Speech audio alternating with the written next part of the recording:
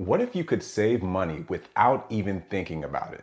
In this video, I'm going to share traditional ways and some non-traditional ways to automate your savings because I used to rely on my willpower. But the problem was, if I'm being fully transparent, I didn't have the willpower. I didn't have the discipline. Everyone knows that they should save, but who actually does it for fun? Most people either save out of fear of losing or it's simply easy for them. It wasn't easy for me, so I had to figure out a way to get out of my own way. Make sure you stick to the end so you can see exactly how I like to automate my savings. So why automate your savings? One of the reasons you need to take advantage of automating your savings is not just because it leads to better budgeting, reducing overspending, and accelerating compound interest.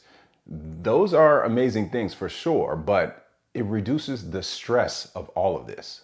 That's why you need to automate, because money is the number one stressor, and that's because of the psychology of saving. And I've made a whole video about it. You could check that out. It's linked above. But automating removes the friction of manual transfers and decision fatigue.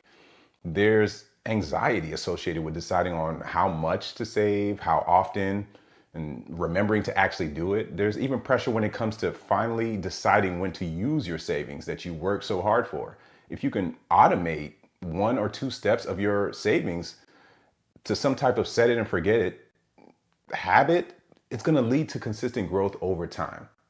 In fact, if you look at it this way, we're programmed every day to accept things at face value. And when you dig deeper and ask people why things are the way they are, people who've been around, they're going to say something like, it's always been that way, or that's how we always do it. Well, why can't we do that with our money so that it can benefit us and the ones that we love?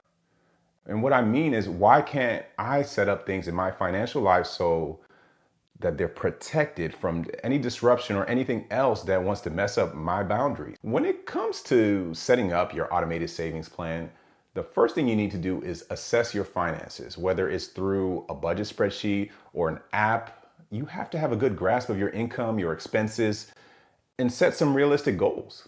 The next thing you need to do is choose the right tools and just take a moment and research what you already have. And then you can look at other apps and services that fit your financial habits, because you may have what you already need. You might find that traditional automation methods are completely fine and the non-conventional ones that I'm going to share are okay, but not needed for what you're trying to do right now. After you do that, it's time to pull the trigger and just get started. Maybe you need to link a bank account, schedule your transfers, or maybe even just set up event triggers that are using if this, then that. My preference is to have date-based transfers because the one thing I can guarantee is that one day will come after the next. Well, at least I believe I can guarantee that. The first and most important thing for me is retirement savings, because that's employer-based. So it comes directly out of my paycheck and it hits retirement before I have a chance to even touch it. In addition to that, each year I schedule a 1% increase to 401k contributions. So if I know that I get paid 2 times a month and I'm ahead by a couple of paychecks, then I can simply focus on certain days of the month being action days. So for example, on the 6th day of the month, transfer this dollar amount to the kids' custodial account, or on the 25th day of the month, this money is moved to the kids' 529 plans. Every Friday, transfer a certain amount to the vacation fund. You see, you get the picture. These aren't tied to specific apps. I don't have to worry about an issue with having a million different logins and passwords or Bluetooth or Wi-Fi issues. It's set it and forget it. With that said, first let's start with the conventional savings methods. And I say this because I want to make sure that at the least you are doing these things. So automated bank transfers. You set this up at your personal bank and schedule regular occurring transfers from your checking to your savings.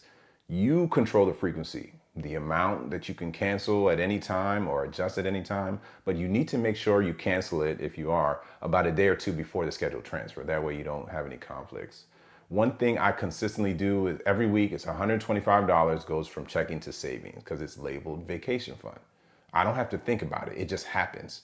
I could change the frequency or the amount if I want to, but it's something that happens automatically. The next conventional automated saving method is payroll deductions. I want you to think of this as the original direct deposit. As soon as you get your paycheck, as when it pays out, the money is automatically transferred to that particular savings account. This method is set up directly with your employer, so you need to log in to make any adjustments to that. And I think it's a great method because it's harder for you to interfere with. You can't just modify like you would your personal checking account. In fact, some places may need you to fill out paperwork to complete this. Another conventional method is a high yield savings account. And this is very popular in the last few years because interest rates have been high. That's going to change at some point. And the moment they do drop, then you're going to need to make sure you're at least getting a competitive rate when it comes to interest rates. You can have funds transferred to a high yield savings account using the payroll deduction method or an automated bank transfer method, honestly. But depending on the type of high yield savings account you have, keep in mind that some accounts may have minimums or maintenance fees. So make sure you're looking into that before you even open up the account. Now let's talk about the unconventional ways to automate your savings. And I want to be clear, I'm in the finance space and I've been in it for a very long time. And some of the apps and companies that I'm about to mention are pretty new. So I'm not even 100% comfortable using them quite yet. So I need you to be aware of what's out there so that you can get comfortable with how things are changing in this landscape and things are innovating. And you may have kids or younger family members that are more inclined to use some of these services. So I need you to have your antennas on for this. The first one I want to mention are roundup apps. And these are apps where they round up everyday purchases to the nearest dollar amount, automatically saving and investing the difference. So these are pretty cool because they give you the sensation that you're saving as long as you spend. So it doesn't feel like you're doing much. But some examples would be Chime. They have a debit card that you can use, obviously, or even the Acorns platform if you aren't familiar. Chime is good because it will take your spending of your everyday purchases and it will regularly save in the background. And then Acorns does the same thing with your debit cards and it invests spare change in a diversified portfolio. It can also do this for recurring contributions and money that you receive from cash back offers. Look, any amount helps when it comes to saving and investing, but I do feel like these roundup amounts are really small. So they do more help to boost the morale than they do with helping you put a real dent in savings and investing. There are also gamification challenges with apps like Long Game, where you get coins to play games by completing various banking activities. So imagine getting game tokens for answering financial wellness questions and engaging more with your credit union or reaching a savings goal like setting up a direct deposit. Like these are different activities, but it's an attempt to help create better habits in financial wellness while being fun still.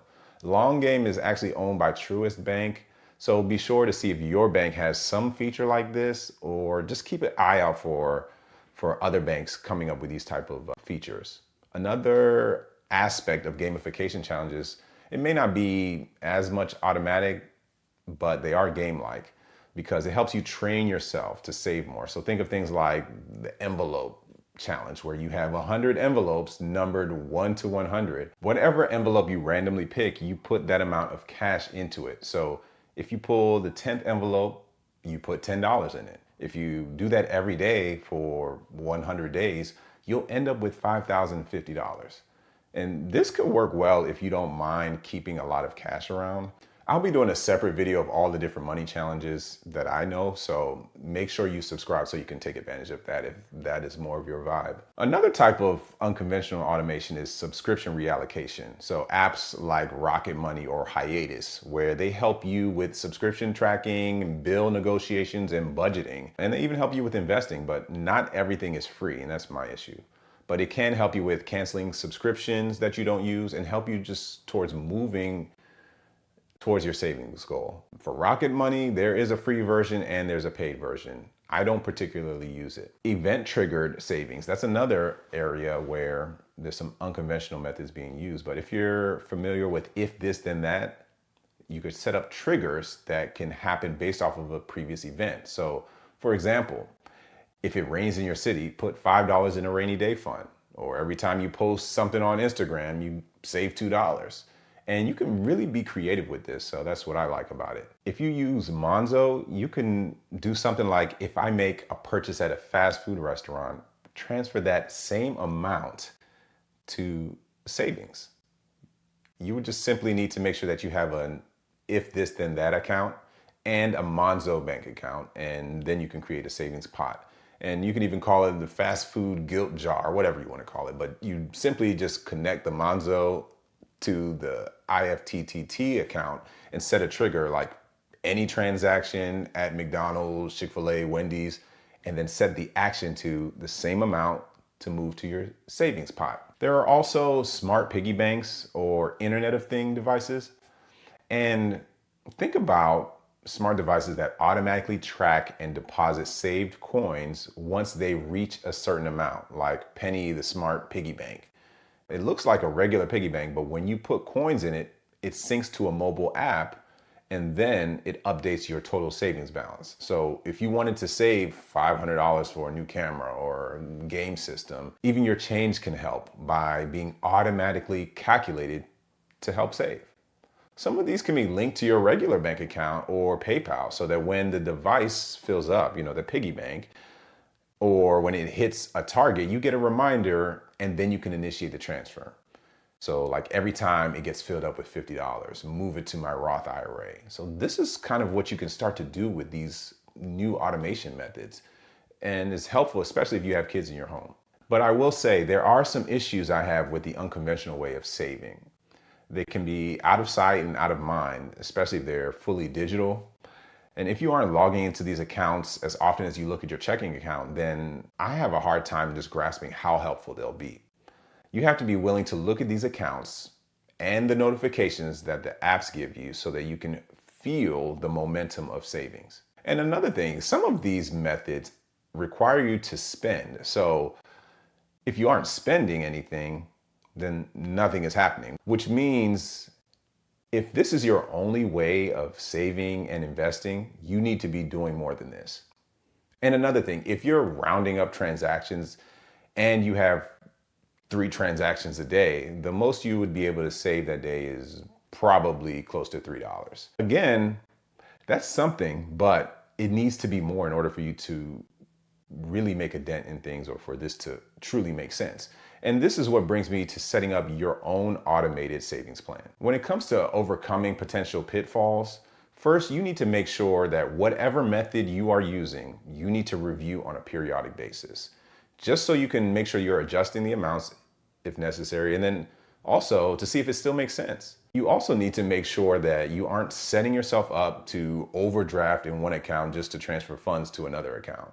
So just make sure that you have a minimum amount that you know will always be in your account. And you need to make sure you stay flexible because emergencies happen.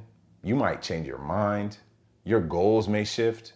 You might decide that you want to do something with the cash instead of being digital with everything. So make sure you stay flexible. One way automation worked for me started a long time ago. When I was in college, I was dating a young lady and things started to get a little serious. By senior year, she brought up the idea that she wanted to open up a joint savings account together. And she knew I was big into managing money.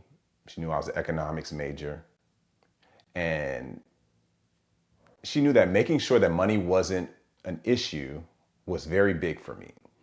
And she knew that that was important. But when she first brought this idea, I was like, well, I mean, I know you, but I don't know you. Like, I don't know you financially, okay? But then I asked a friend and I said, what's your opinion on this? Should I open up this joint savings account with my girlfriend? And she said, what's the big deal? Just write up a document. If things go sideways, just split the money down the middle and go your separate ways. So I thought about it and I went ahead and opened up that joint account with my girlfriend at that time. That young lady is now my wife of almost 13 years, and we've been together for almost 18 years.